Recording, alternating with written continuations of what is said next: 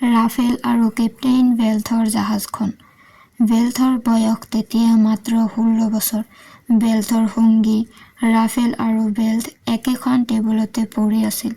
পৰাৰ মাজতে ৰাফেলে বেল্থক ক'লে, আজি আৰু পঢ়িব নালাগে দে, কাহিনী এটাকে শুন বুলি কৈ ৰাফেলে বাৰ্মুডা ট্ৰেংগলৰ কাহিনী এটা ক'বলৈ ধৰিলে। সেই কাহিনীটোৱে বেল্থৰ হৃদয় জোকাৰি গ'ল।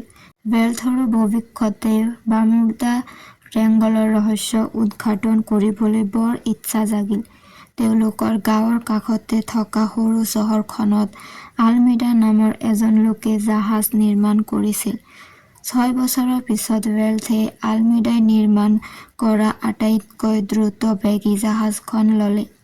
1444 খ্ৰীষ্টাব্দৰ নৱেম্বৰ মাহৰ 14 তাৰিখে পুৱতি নিশা তেওঁ ঘৰৰ সকলো মানুহৰ পৰা বিদায় লৈ 3 বজাত বাৰ্মুডা ট্ৰেংগলৰ শতিকাৰ ৰহস্য উদ্ঘাটন কৰিবৰ বাবে তেওঁ তেওঁৰ দ্ৰুতবেগী জাহাজখন আটলাণ্টিক মহাসাগৰৰ বুকুত এৰিলে। এনেদৰে তেওঁলোকে ডুমা সাগৰৰ বুকুত অতিক্ৰম কৰিলে। তেওঁলোকে ভবাই নাছিল যে বাৰ্মুডা ট্ৰেংগললৈ যাবলৈ যে ইমান দূৰ অতিক্ৰম কৰিব লাগে। সেয়েহে তেওঁলোকে লগত লৈ অহা খাদ্য সামগ্ৰী আৰু আন বস্তুবোৰ প্ৰায় শেষ হৈছে। চাৰিওফালে কেৱল পানী আৰু পানী। সাজ লাগো লাগো, দুয়োৰে ভোকো লাগিছে। খাবলৈ অলপ বস্তুহে আছে।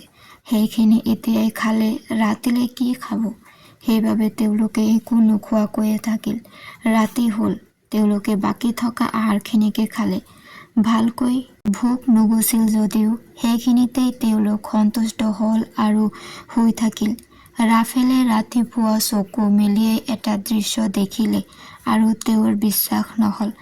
বেল্থেও চকু মেলি সেই একে দৃশ্যকে দেখিলে।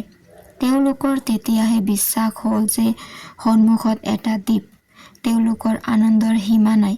তেওঁলোকৰ জাহাজখন দ্বীপত লগাই জাহাজৰ পৰা নামি দ্বীপৰ ভিতৰলৈ গ'ল।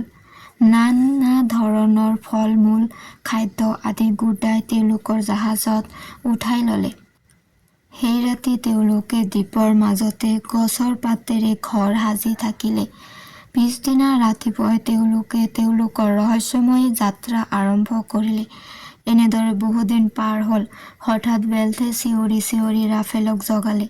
ৰাফেল, বাৰ্মুডা ট্ৰেংগল পালোহি। চকু মেলা।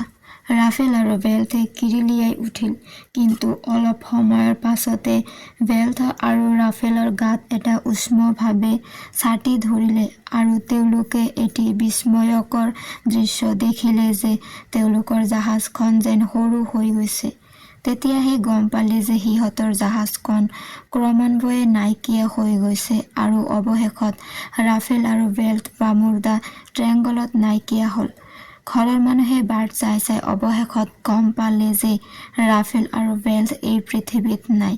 তেওঁলোক শতিকাৰ ৰহস্যময়ী বাৰ্মুডা ট্ৰেংগলত অদৃশ্য হ'ল।